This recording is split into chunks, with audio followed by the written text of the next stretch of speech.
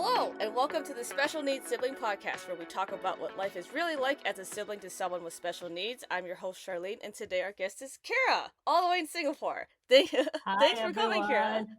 Thanks for having me over. Yeah, I'm excited. It's gonna be a fun time. Yes. Just to get to know you a little bit, can you tell us about your family structure and who has a disability? Okay, so for me, I'm the younger sibling. So I have an older brother with autism. And then there's my mom. And then my dad passed on last year. So it's just kind of like the three of us. And I got married last year as well. So that's my husband in the picture. Yes, and congratulations. That's very exciting. Thank you.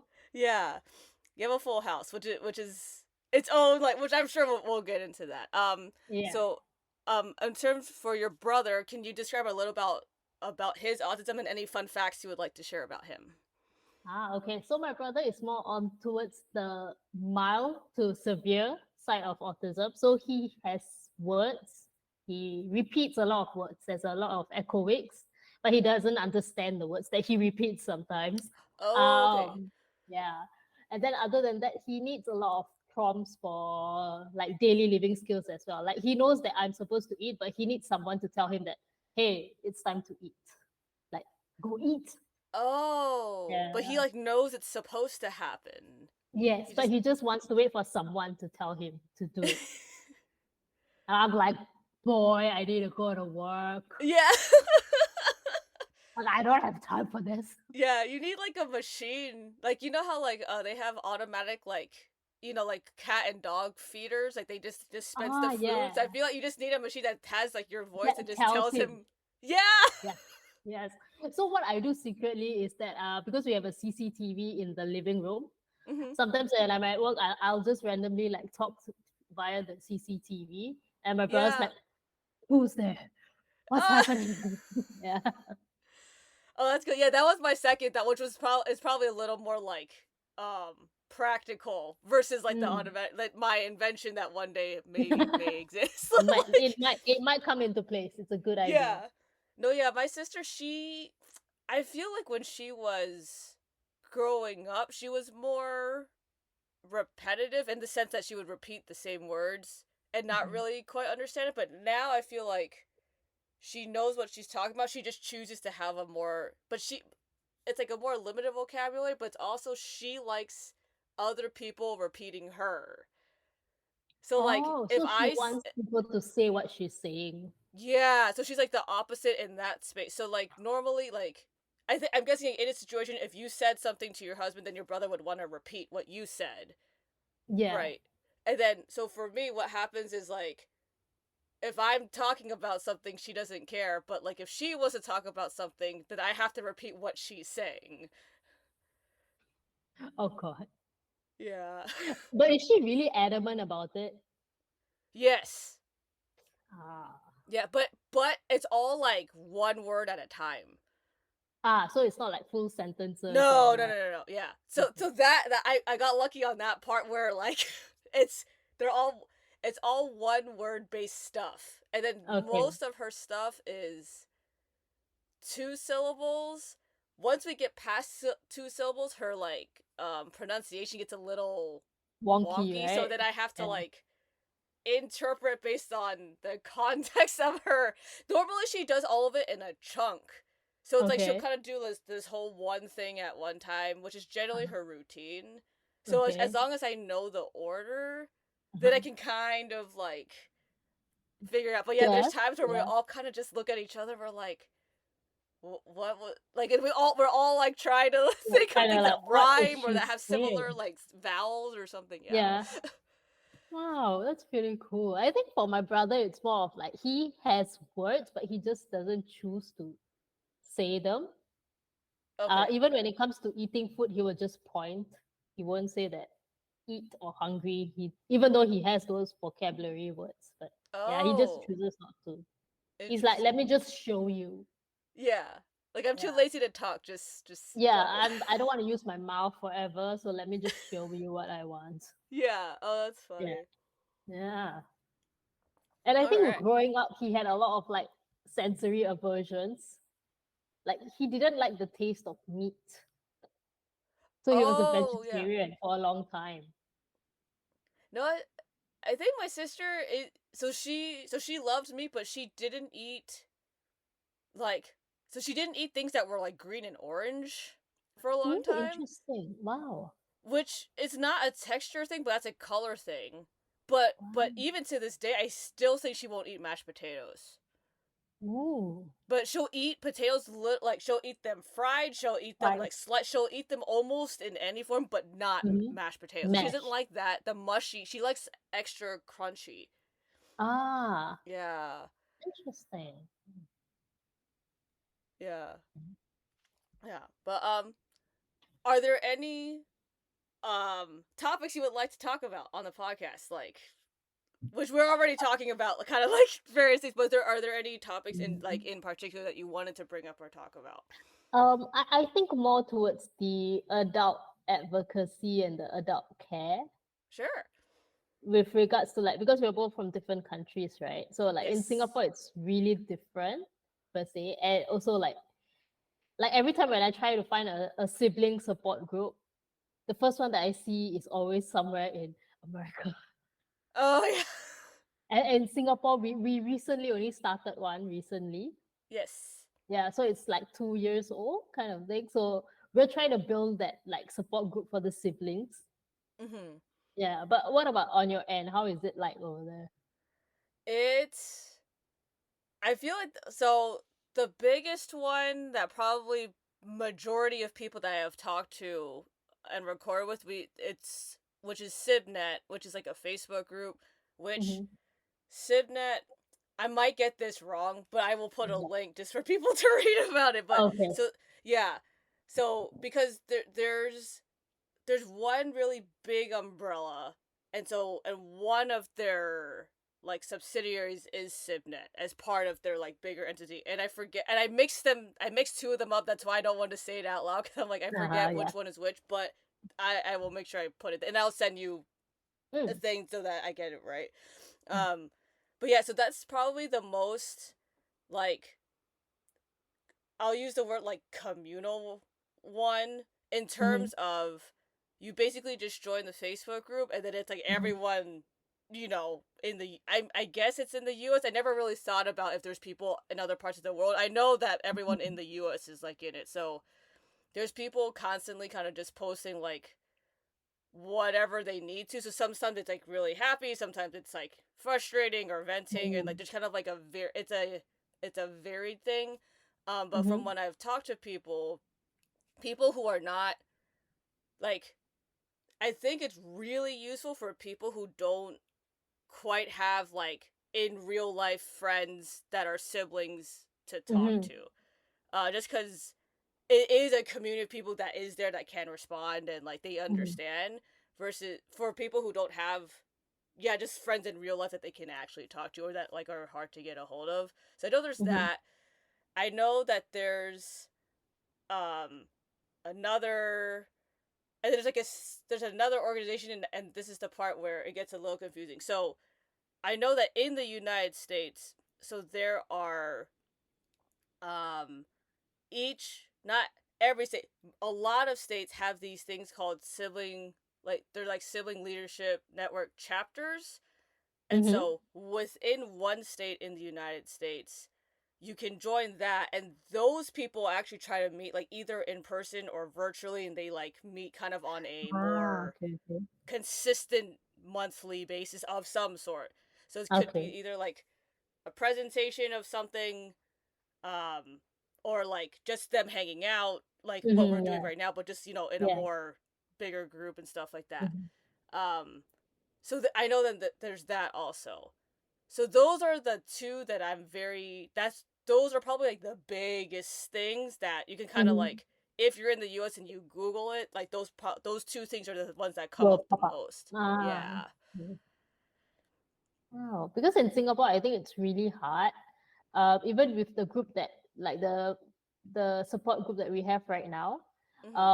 what happens is that we do like monthly is it monthly, yeah, monthly weekend lunches together. Okay. So we kind of hang out at this place, a communal space.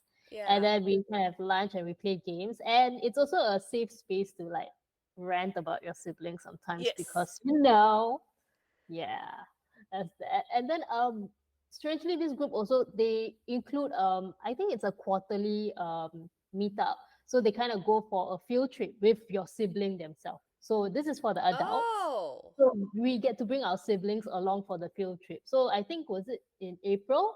I brought my brother to like Gardens by the Bay in Singapore. So he kind of got to Yeah. see flowers and stuff. And he got to like play with other siblings as well, which was really like, oh, I can breathe now. You play with them. Oh, that's so interesting. Yeah. Yeah, because then they actually can. Yeah, because you're not like freaked out because you're like all together, so you can Yeah. just And I be feel like all the together. other siblings kind of get each other. So there's like, oh, my brother because my brother is on the lower end of the spectrum, right? So he doesn't speak or what or do things properly, but immediately they know that oh it's fine, it's okay, and they just laugh it off. So it's Yeah. a very, very safe space in that sense. Yeah. Yeah, it's like that's so much more reassuring than like the Other not people. yeah, than not having that. Yeah. In Yeah. in the US, like I think from a well, I don't know what the parenting community is like in Singapore, but Mhm. in which so in the US, I know that there's pockets of parents and organizations that will hold kind of like a retreat where you can bring like your whole family or just your sibling or just your child like with a Mhm. disability, and then Mhm. that's it's kind of like what you're talking about, but Ah. those are more kind of annual things, not so much Mm. like weekly. But I mean, and that's a mix of parents, siblings, guardians, organizations. Like that's Yeah, kind it's of a a mixed lot bag. of people, right? Yeah. Yeah. So I don't. Yeah, but I don't know if those exist in Singapore though. In Singapore, I think it's more catered towards the younger kids. Strangely, like when we talk about siblings with special needs, they're always talking about kids. Oh, okay. I think in Singapore they still like kind of forget to realize that the siblings and the special needs siblings they grow up to be adults. Yes. We're like forgotten. Hello, we exist. Right. Yeah. So yeah, that happens a lot in Singapore because every time when I try to search something to do with siblings or like special needs, it's always about kids, early intervention, and yeah, it's a bit it's a bit hard. Inch Interesting. Yeah, early intervention, that's something that's much more recent that I've like been talking to people about because I didn't even Mm. know that that existed until a month ago, maybe not even that. Like it was a Oh very recent thing really? that not yeah, not in the not to the detail that I knew about it. Cuz I was like, "Oh, I Mm. guess it didn't surprise me because I guess you just think about like, like abusive homes or like neglect or you kind of think about more Mm. severe kind of instances where you talk about Issues, early right? intervention, but I Yeah. never thought of it being like in the disability space. I never had like connected early Oh intervention with like wow. Okay, disability because families. with regards to my career, I was an engineer before, and then I went into teaching kids with special needs, thanks to my Okay. brother. Yeah, so I went into that. So I taught the older kids, and then I did early intervention as well.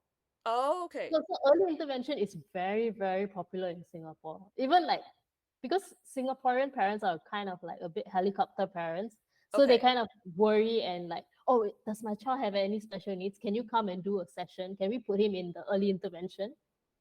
Yeah. Oh, so how does early intervention work in Singapore or in general? Because I'm not Um, super like familiar with it. okay, early intervention, we follow through a curriculum based on whether it's a government school or private school. They have different curriculums. Okay. And then we cater towards the kids are grouped based on their levels, not their age.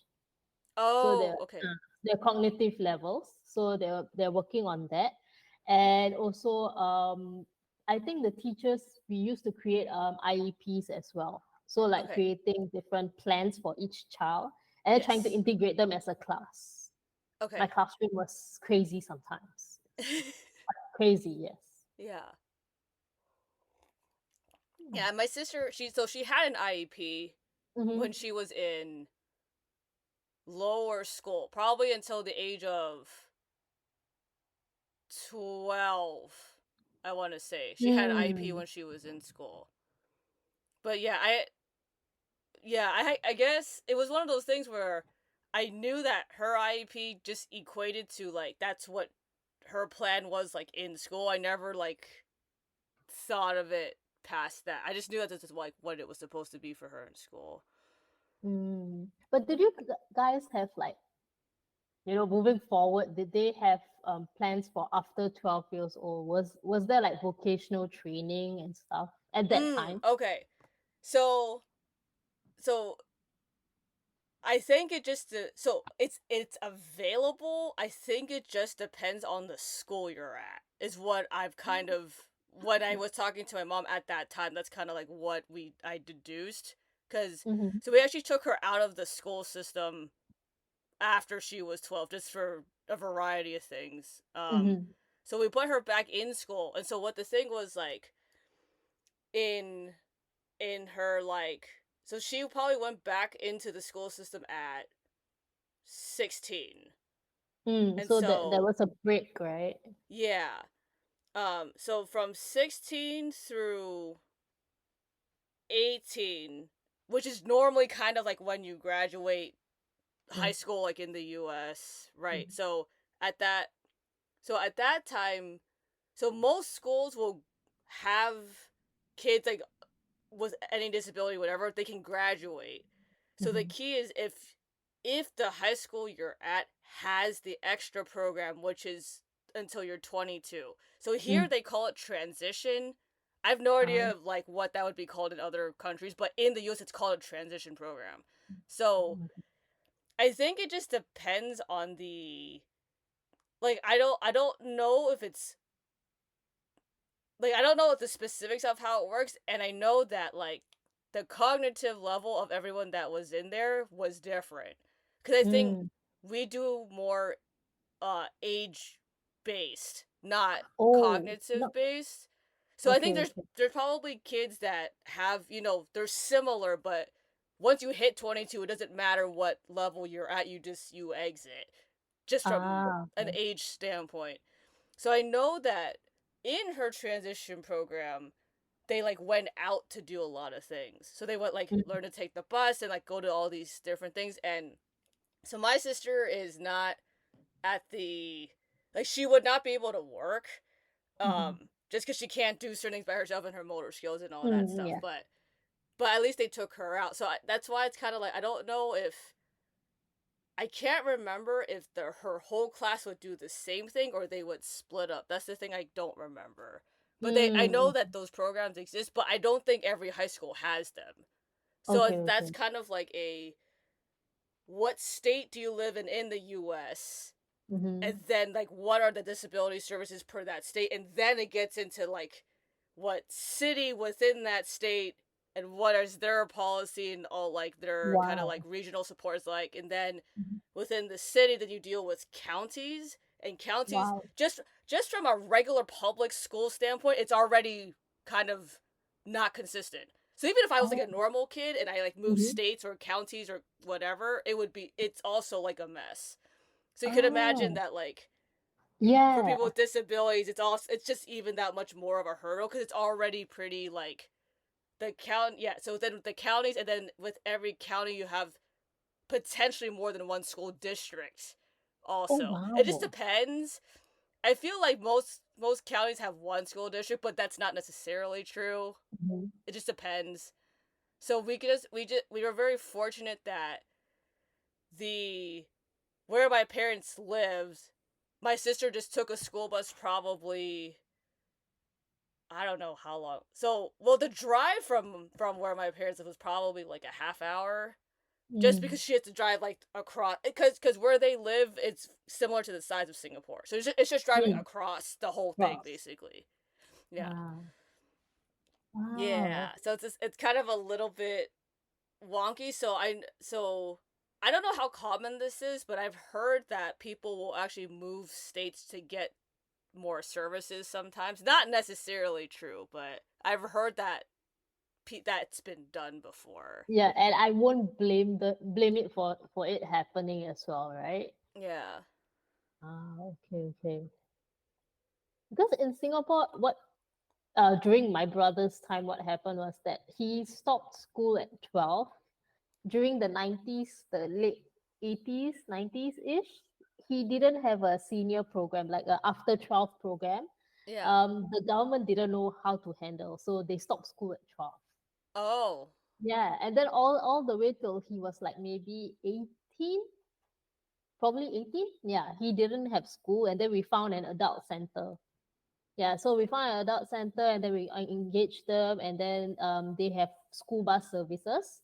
So we Yeah. did like a half day program for him. So he goes mixed with other adults with autism, and Mhm. then they kind of learn different skill set, and they also learn how to um do out field trips. They go for swimming classes and all those stuff.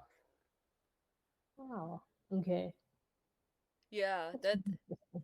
Yeah. No, I was like, that's interesting. That like after 12, you're just kind of stuck with them. Which is, I mean, it's not a good or a bad thing. It's just kind of like that's. It's hard because it's like they went from like a lot of structure and And then suddenly very there's nothing. yeah, like there's no wow. That's hard to Hmm. yeah. Okay. Wow. Yeah. Interesting. I think that's why my brother is very prom dependent. He needs someone to tell him.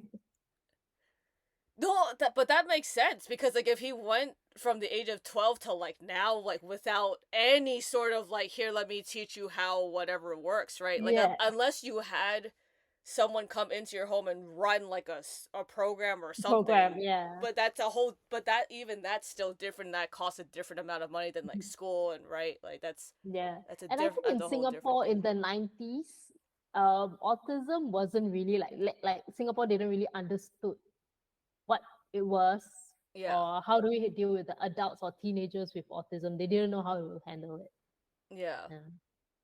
I feel like that's here too. I don't know as much about like that part, but I know that like the language and terminology people will use to describe people with autism has like evolved a lot Yes. since like A the lot. age like every kind of like 10 years it will change Yeah, and again then and then it'll I think evolve.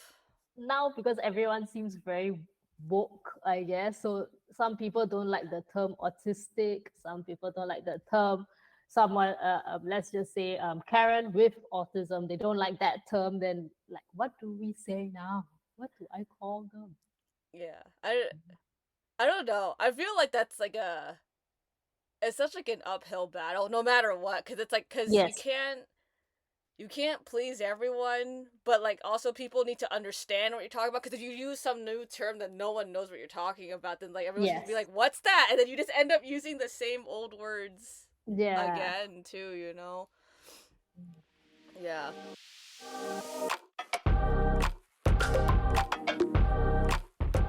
So how long were you an engineer before you switched to teaching? For a year.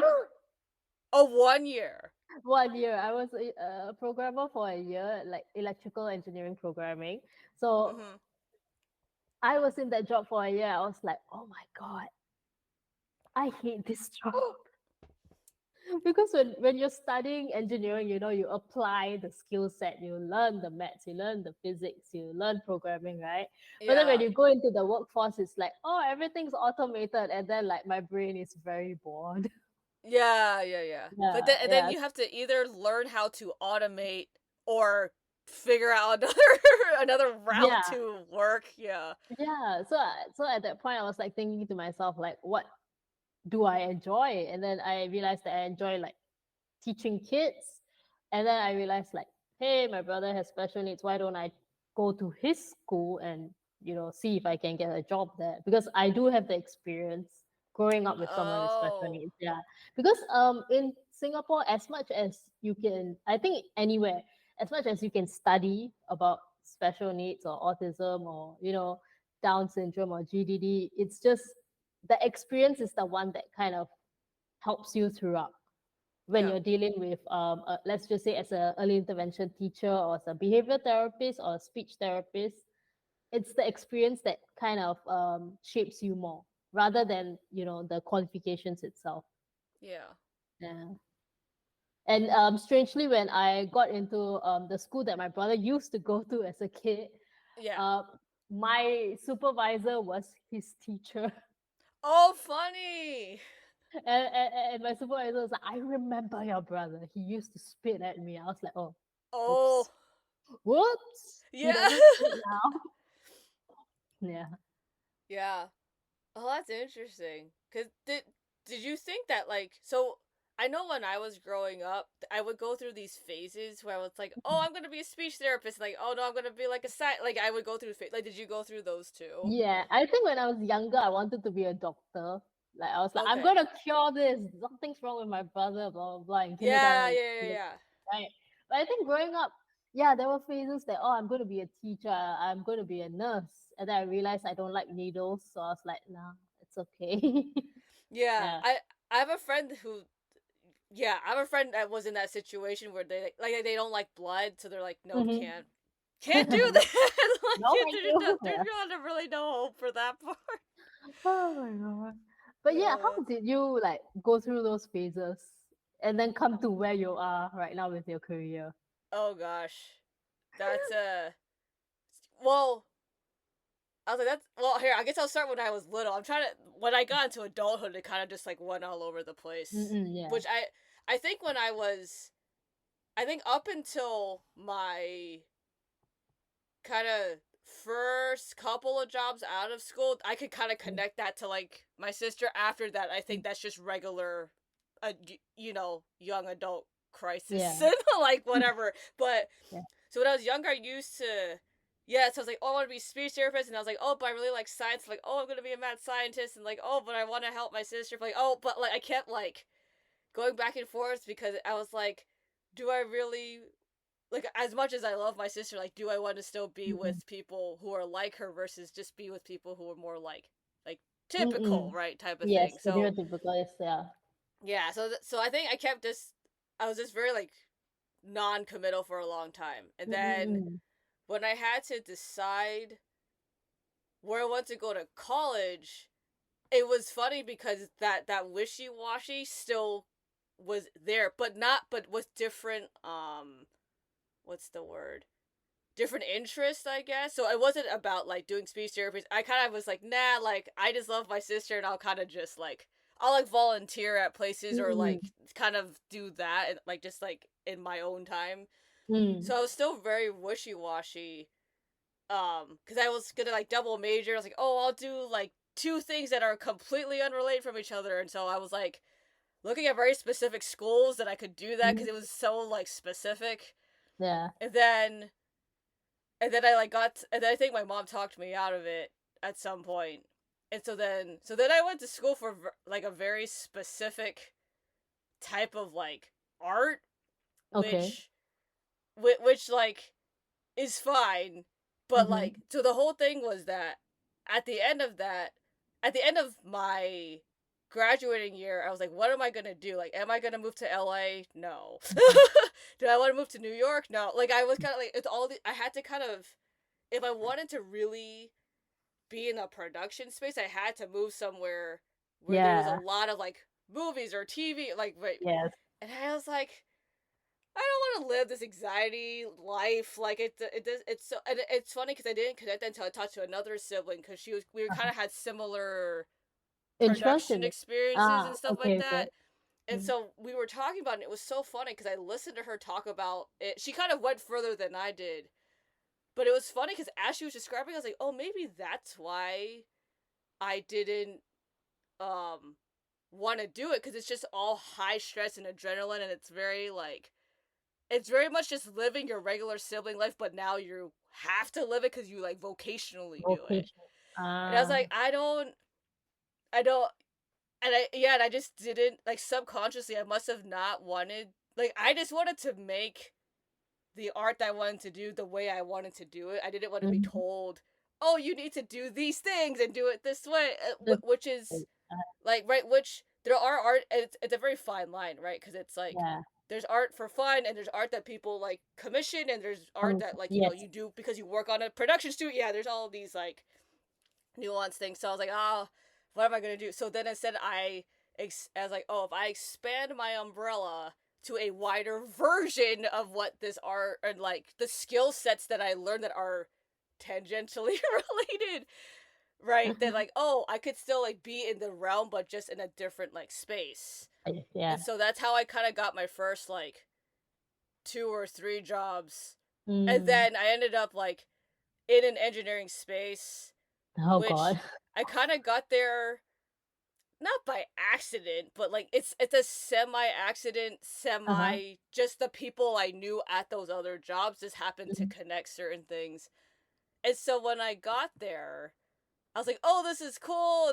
It's like a huge company. There's all these people, and then like, and I was the baby, so I just learned everything from everyone, right? Like everyone's like, I was like Mm. the little sister and like the little Mhm. kid and whatever.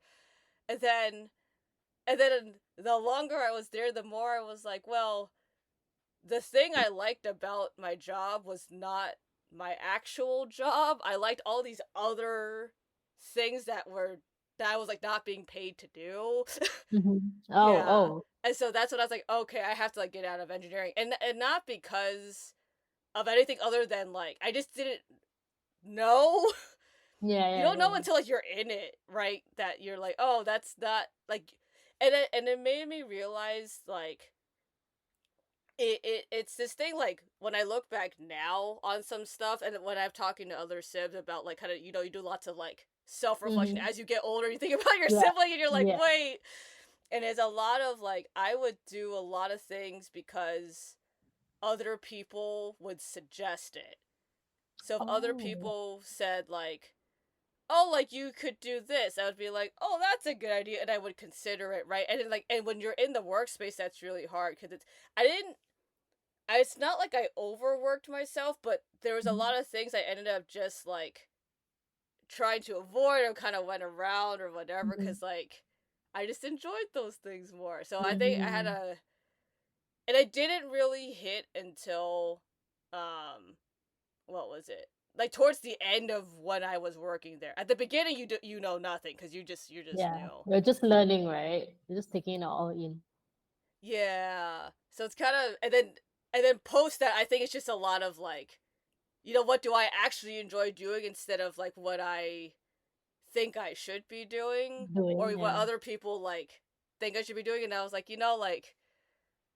like I can take a pay cut and do something different and it's fine. And I think Mhm. that was a big like not a big deal, but I think it's if you had looked at the trajectory of kind of like where I was going stuff, it's very like, oh, like you're like getting paid more, blah blah, and it's kind Yeah, of but then at the top of like whatever the money I was making and like where I was at, yeah, I was like, well, but I don't enjoy it. So I was like, yeah. so then I took the pay cut, but Mhm. but what's interesting about that, right, is I feel better, I have more time, and then Mhm. I can do this podcast, right, Yeah. which is a very interesting thing because with our time change, right, we're either one of us is meeting in the morning, one of us is meeting at That's me night, and pretty like deep yeah, into both of those, right? And so yeah. it's this thing where like if I did not take the shift that I'm working on, right, like Mm. we probably wouldn't have been able to Yeah. like figure it You wouldn't out. have Yeah. created it, yeah. Yeah, so it's been really interesting to meet other people even in the US and around the world, just like with the time zone thing, Mhm. just because like and I would have never connected that back to my sister, right? Like it's such a Mm. weird way where if we only looked at my career by itself, you're like, oh, that's an interesting thing, like fine. But if you connect it back to my sister, it's like, oh well, technically it goes back Yes, in to a her, way, right? no, but And it's and about her and my relationship where um yeah, where I do care about her enough. I just didn't want to like be in a room where a therapist are kind of yeah. You yeah, know I what I get it. mean? I get it. I get it. Yeah. Yeah. Yeah. That was a long-winded answer, but like I feel like you yeah, but I feel like you understand. Yeah, I get it. I get it. I get it. Because I think when it comes to siblings, right, sometimes you start to wonder when you're older, you start reflecting like, am I doing this because of my brother or Yep. because of my sister? And then I'm just Yep. like, no. Well, I mean, I was talking to my therapist about it, and my therapist would say like, okay, let's just say if you're not doing advocacy for special needs, or you're not a behavior therapist for special needs, what would you be doing? And I just thought, I will still be handling kids some way or another. Mm-hmm. So I realized that okay, I could set my boundaries in a sense, Yeah. that I try to not link it back to my brother. Yeah, so Yeah. like even though I'm a behavior therapist now, I don't do therapy with my brother. I Right, right, just right. I just have that fine line there for him, that if he Yeah. acts a certain way, okay, I'll be your sister and irritate you. Yeah. Yeah. No, yeah. Boundaries are so important. Like Yeah. it's yeah. And I was gonna ask like what that's like in Singapore versus the US, but then I realized like I don't even know how to really answer that. I think that's just an individual thing. That's not necessarily like a cult because culturally Mhm. it's in I don't know. It's an interesting thing only because like so well okay I guess I'll bring it back to like in terms of like how people live in their homes. So in the Mm. US, I would say like a good You guys amount of move out, people. right? You Hmm? guys move out at around like maybe 18. Is that the Yeah, age? it's a mixed bag. I think it just depends on the circles of people, but you can kind of generically say that like at 18, like when people graduate from high school, they'll go to college, and Mm. then X amount of people will go like out of state or move away, like away, like over 100 miles or something, and then live in a dorm or Mm. whatever. Some people will not be that far they'll maybe be like anywhere between 10 to 50 miles, but they'll Mhm. still live somewhere else. And Ah. then other people, like what I did, I just stayed at home with my parents. I just commuted, right? So you kind of Mm. like a mixed bag. And then some people after they graduate, some people move back, some people go to grad school, and they kind of people are. I feel like people are always moving, and they're Mm. kind of like between the ages of 18 to like 30. I feel like Mm. people are just always moving for a variety of reasons. Some of them work, school. A lot of it's school related. I feel like because Mm. a lot of my friends from high school, they all went like out of state or somewhere far enough where Mm. they had to move Wow. somewhere. Oh. So the thing is, like at that point, then if you've already moved, I feel like not a lot of people move back in with their parents. You kind of just Mm. stay out. But in Singapore, it's not like that. Yeah, it's totally different in Singapore. So Yeah. I think it's because it's still an Asian community, right? So there's a Mhm. lot of like I would say like priority given to like filial piety. So like after you, I mean, even when you're 18, you're still kind of studying. Boys go into the army, they'll be out in 2 years. Mhm. So even after finding a job, they still live with the parents. Oh, okay. It's usually when they are going to settle down, so like get married. And then that's when in Singapore, like, because in Singapore, if you want to apply for housing, you have to be Mhm. married to get a house. Oh. And then if you want to rent a space, it's kind of like pointless because it's just this small room that you get, like this small space here. Oh, you might as well just live Yeah, with your parents and have more space. yeah. So that's why a lot of Singaporeans, they kind of wait till they settle down. But currently, when I see most of the Gen Zs, they are trying out the concept that Americans have been doing all this while. So they are moving out, they're renting space, they're renting like a full apartment with their friends and living with their friends. Oh, okay. Yeah, Interesting. yeah. Yeah, cuz it's like and that I was like that's its own dynamic too. And that's why like it's interesting cuz I have not lived with my sister since 2019. Oh wow. End of 2018, early 2019. I haven't Mm-mm. lived with her. Yeah, so Mm-mm. I just see her when I see and that's a I feel like a lot of siblings in the US, the ones who are older, they all like it's kind of that we all like very much relate on that point like, "Oh, how far away do Mm-mm. you live from your sibling?" You kind of just you go back and visit your parents and you kind of just do this back and forth thing. But you still live with your brother like right now. Yeah, yeah. He's Yeah. been with me like that my entire life. Yeah, and then for me, like even though I'm married, but my husband moved in with me instead, Yeah. knowing that I have to like caregive for my brother. Yes. Yeah. Yeah. So Mhm. it's yeah, those are yeah, it's all these like dynamics of yeah, all different things. Hmm. Pretty cool. Yeah.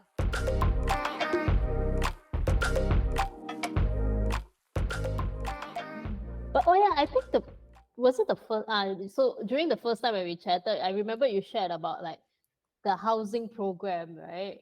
That That my kind of sister's in happened. or Yeah, yeah, yeah, that your sister's in. yeah. So in the US in general, you kind of have like three main routes of like caregiving Mm,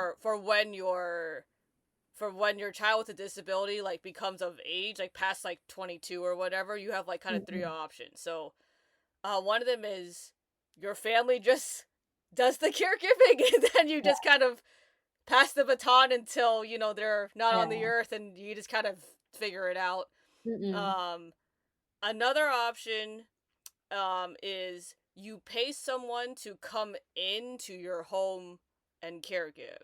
Okay, okay. um Yeah. and people have different there's like different like variations of that, but the idea is that they come in, so whether it's for like for 2 hours or eight Mm-hmm. hours or like 24 Ah, 7 or but are whatever, they but like trained professionals or yeah. okay. Yeah, so you go through like an agency and then like they provide Ah. someone and then they try to get they try to like connect like if your sibling and that person don't like connect, then you can like get another Like person try to trained. find yeah. Okay, okay. Yeah, so you kind of got to go through that agency and then figure it out, right? And if that person leaves that company, you kind of have to like then Like, oh figure it out. Yeah, no. Yeah. yeah. So you can, and that person just comes into the home wherever like your sibling would be living. So if like he's living like in his own apartment or your house Mm, or in aunt's house or whatever. mm, And then the third option is they go into a group home where, mm, and that's all like state-based city, that's all government like that's all at the mercy of, like, you have no control over that. mhm. On some level you kind of, you get on a wait list and you Ah, hope okay. that you get in and that the mix is right and that they get, yeah, they're and so that's kind of like the third option. And so Mm, what happens is they have these, so those are like the three main routes. There's obviously like other things people do, but those are the three kind of in the US what the mainstream of where caregiving would go.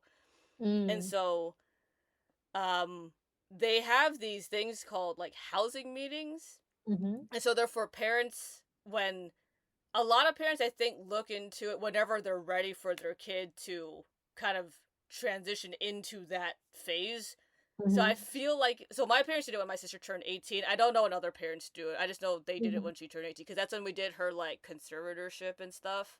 Okay. Um which I think you call it something else in Singapore, but it's the same concept where Yeah. like we have like Okay. the legal right to like Yeah, make yeah. her decisions and all of that So to stuff, make the right? guardianship, right? Is it Yes, guardianship? yeah. Yeah, yeah. Yeah, so I think it's the same thing, it's just different language. Oh, okay, fine. Yeah.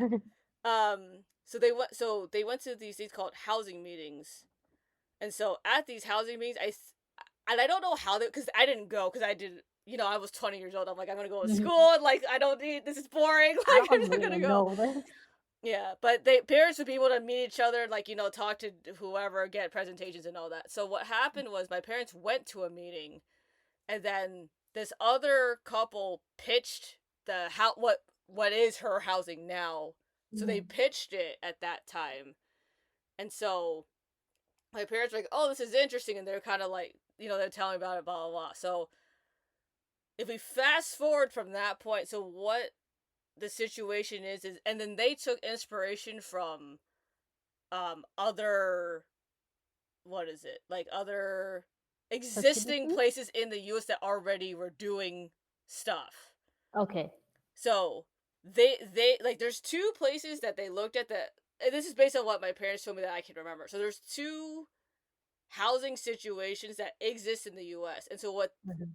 my sister's place did is that they took half of each and then made it into their own thing. Oh, okay. Yeah. So part of that, so one of them is a privatized housing thing. So a bunch of, I think like 10 families came together.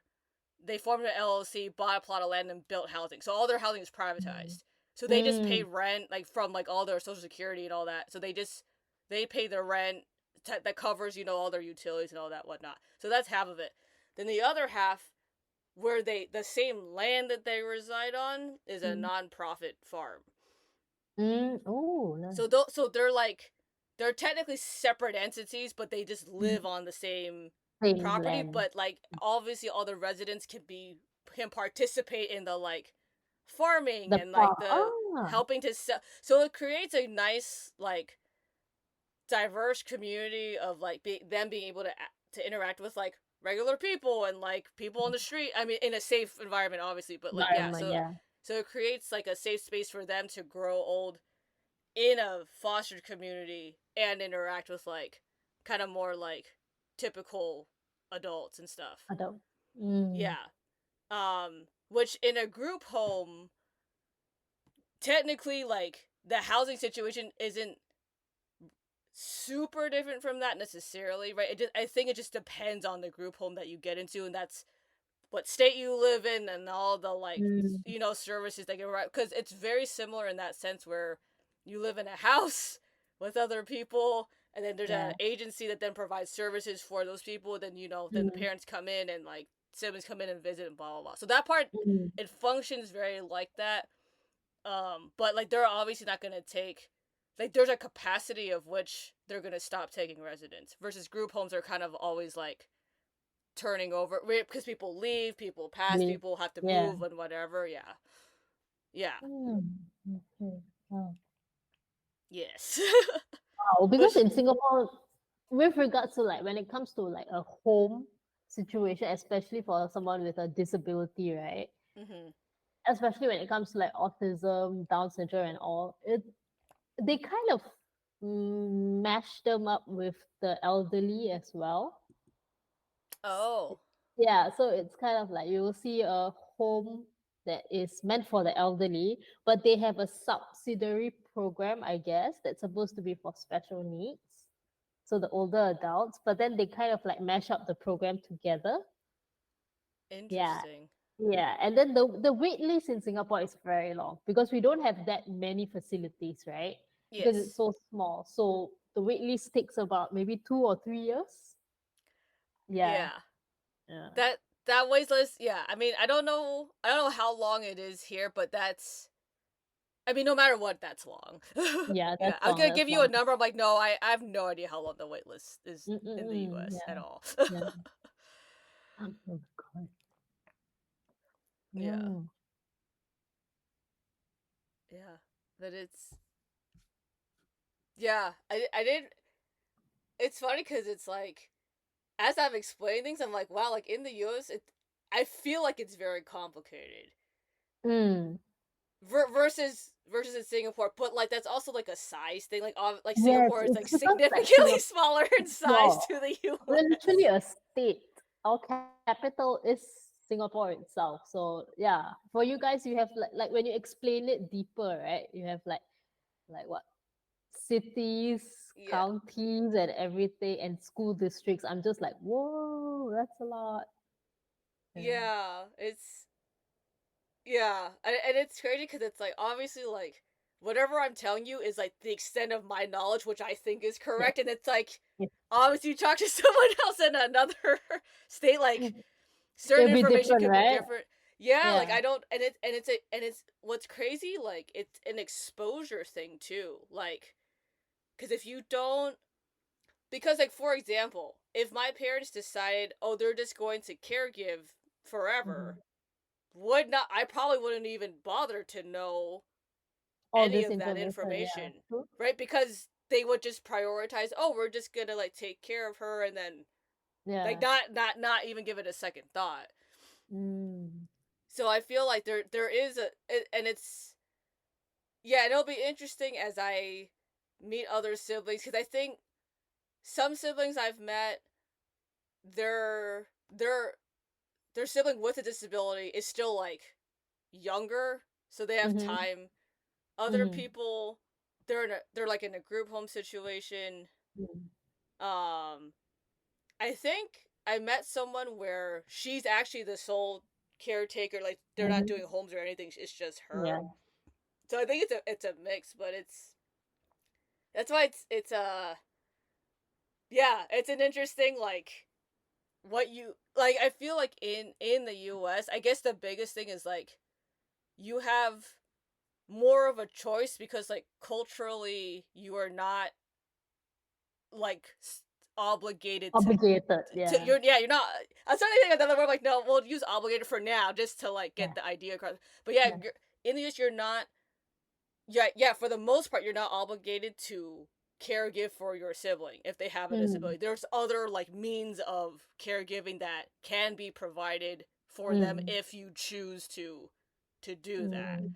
Versus I think Okay. in Singapore I don't think it's they're you're not at that because culturally it's just very different. It's different, but I think in Singapore, the current parents, they are trying to let the siblings have a separate life, like let them live their Oh, own life.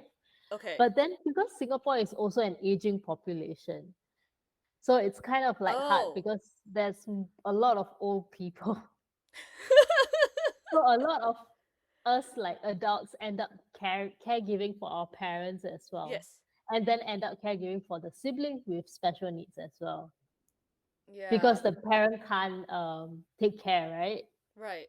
Yeah. So I think that's where Singapore is at right now because of the whole aging population and yeah.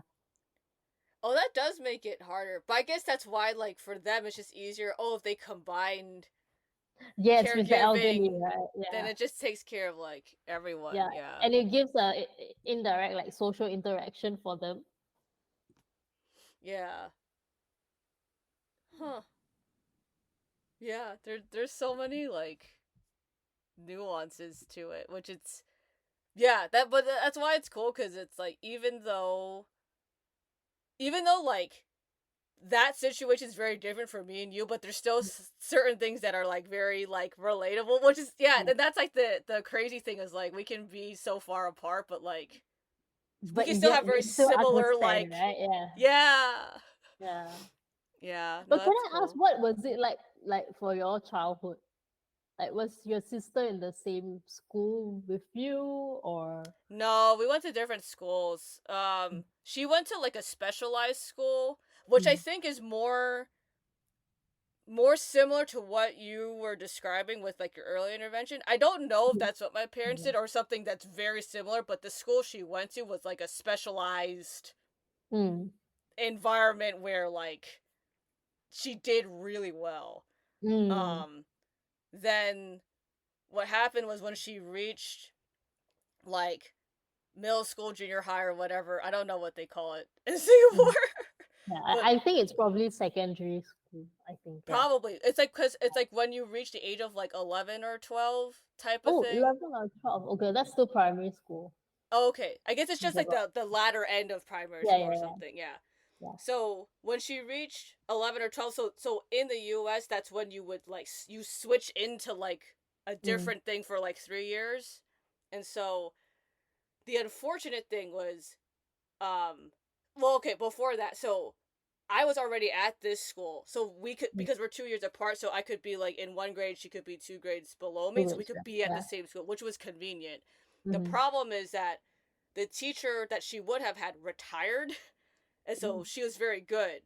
So what happened was they got a new teacher, and she was so awful.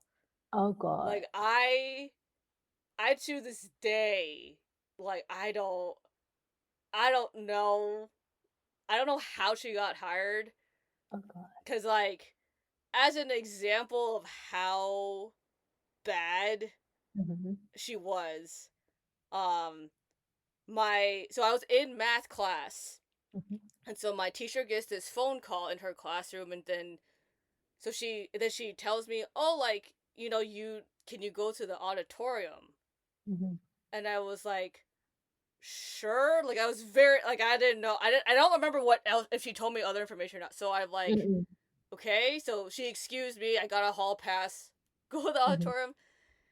I go in the auditorium to find my sister Mm-hmm. running up and down every aisle in the Oh, auditorium because it's picture day.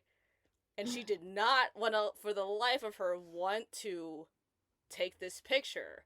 okay. So her teacher's um method, instead of just trying to figure out or having the pair or like using, tools and skills that she Tools, probably should yes. have had, was Yeah. to pull me out of class Oh God. and deal with my sister taking this Right. picture. And I got her to take the picture, Okay. but I was like, I don't This like, isn't your job. no. And I was like 13 or what, Yeah, for yeah. 13, 14, right? Like, I just, yeah. I So get. that's why my mom pulled her out after that. After that incident, right? Oh, yeah. Oh Yeah. God. So it was not good. So that was the only time we were at the same school. And Mm. that was a pretty terrible experience for both of us. Like, my sister was Oh, not happy. I yeah. was not happy with that teacher. Like, I was just like, I don't, you, like, you, yes, I'm her sister, but like, that's your job. Job. You're the teacher. But you know Yeah, but what? yeah, we, Strangely, that happens in Singapore preschool. oh, really? So preschool is like maybe like nursery, playgroup, kindergarten Okay, kind of age, right? So yeah, like before 6. Let's just say the siblings are in the same preschool, and maybe the child's not diagnosed yet, but the okay. teachers kind of notice that, oh, something's up with this kid running around a lot, blah blah blah. They will get the sibling to handle it. And, Oh, no! and That's then as even a therapist, worse! yeah, as a therapist, when I look back now, I'm like, no, you're putting an adult responsibility to a 4-year-old. What will the 4-year-old do? Yeah, you can't, yeah. And that's why we're all seeing therapists now. Like, Yeah, welcome. Don't worry. Even the support group that I go to, everyone's seeing a therapist. no, Everyone's yeah, seeing. I always, every sibling I talk to, I always bring up me seeing my therapist. Like, I am a very big proponent of like Yes, going, just go see yes, there or talk to someone, get professional help. Like, it's because it's so hard, because unless you really have someone who can help you like you know declutter deconstruct everything, it right? and demystify it, like Yeah, it's so hard, because like what you were saying earlier, right? Like, there's so much of, you really need someone to ask you, like, if it was not about your sibling, would you do XYZ, right? Because there's exactly. so many things, or like even how we grew up, right? Because it's like, I like, yeah, I can tell my parents certain things, but it's not going to be the same as like, well, how did you feel about that? Because your parents, right? Because it's, they're running around Yeah, dealing with your and you're not sibling and trying to like be doing a all this stuff. trouble to them. Yeah, right. And there's all these like other, there's all these other things that like, it's not our parents' jobs now to fix, right? They, like, at Yeah, that point, that ship has sailed, and they can't fix what they've already done. done. Yeah, It's it yeah, cannot be undone. Trying to right. like reflect back every time during therapy session, I'm like, no, it already happened. It's set in. Yeah, like it, and Oh, there's so many things. Yeah, I remember when I first started going to therapy, I was like, there was just a lot of stuff I was like, just did not know. And then now, like, mm, as I'm deeper in it, there's just stuff where I'm realizing, like, no, I really feel this way about this topic, and I mhm. feel this way about this other topic, and like, and I'm not happy about what happened here. And it's taken me. I mean, it takes a long time to get there, right? You have Yeah, to really put in definitely. the effort to say, instead of just being like, "Oh, it's fine," or like, "Oh," or Yeah, even like I've said for a long time, like, "Oh, that's just like part of the how it works." Right? That's just yeah, like, I can't change the way that anyone functions, but that's not necessarily true. Like, I can change the way I yeah, show up, right? yeah, I can put boundaries and say, no, I'm not going to do that. Like, you need to go figure that out, which is so yes. hard as a It's sibling. I hard. feel like that's It's hard very, to detach, right? yeah, Yeah, yeah, very hard. yeah. Oh Oh man, God. so Have many you things. ever like felt um angst or anger towards your parents for the pressure that was set onto you as a child, I presume? I Yeah. felt angry much later in my life. Mm-mm. When it was happening, Yeah. no, yeah. What I think when I started seeing my first therapist, Mm. that's when I realized like I had a lot of anger. It was just all like, Suppressed. suppressed. Yeah. Wow. Did it not ever like blow up? um, it it didn't really blow up at them. Mm. It blew up like in other, Yeah. yeah. Part aspects of your life, right? Yes. Yeah. How True, about true. you? I think for me, yeah, like you said, therapy really helps because reflecting on it, right, you realize that, yeah, I had a lot of anger issues. So for me, growing up, especially during puberty, I was really Mm. rebellious. So I was just like, I didn't want to come back home. I did not want to come back home because my brother used to be really aggressive Mm. because it was his puberty period as well. Oh, yeah, So that's there's a tough. lot of aggression, throwing things, spitting, biting, and all those Oh stuff. So I no. did not want to come back home to Yeah. that, right? Yeah. So my parents were like, "Why are you not at home? Why are you not taking care of it?" But I'm like, "That's not my job. That's not my job." Yeah. But I realize it now. Yeah. Yeah. And even with clients that I work with, especially if they have a younger sibling, I Yeah. tend to notice that the younger sibling has a lot of angst. Yeah. Very angry children. I'm like, I'm sorry. I feel for you. I know how it feels like. I'll give Yeah. you a hug. Yeah. Yeah. Um, I guess with that, is there anything else you wanted to bring up? Mm. I think in general, siblings with special needs, whether it's like, any kind of special needs, whether it's physical or, invisible disability like autism, GDD and all, um, siblings need to find that safe space. Yeah. And sometimes that safe space, it's okay if it's not home. I think that's very Yes. important. It's Yeah. okay if it's not home. They should be Yeah. fine with it. Find somewhere else. It's okay. Yeah. Yeah. Because No, I think in I Singapore, agree with they that. kind of think it's only home. Yeah. Yeah. Yeah, that's interesting because I think that's not even a concept that I realized was possible until very recently. Yeah. Probably, yeah, maybe within the probably not even till like the last like year, Hmm. maybe a little, or give or take. But yeah, as a kid, like had someone told me that, it would have been very, yeah, it would have been very Yeah. different. Yeah, Yeah. yeah. Cool. Are there any? I guess to close, then, are there any words? I mean, you have some word of encouragement, which was that, but do you have any additional words of encouragement to give to fellow siblings? Oh my God. Seek help whenever you want to, whoever it is. And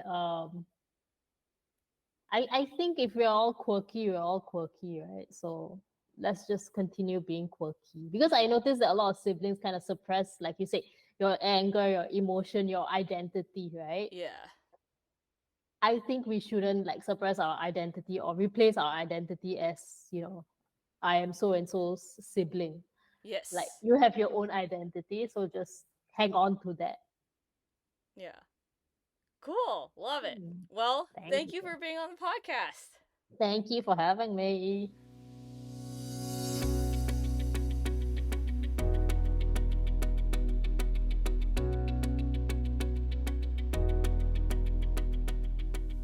Thanks for listening to this episode of the Special Needs Sibling Podcast.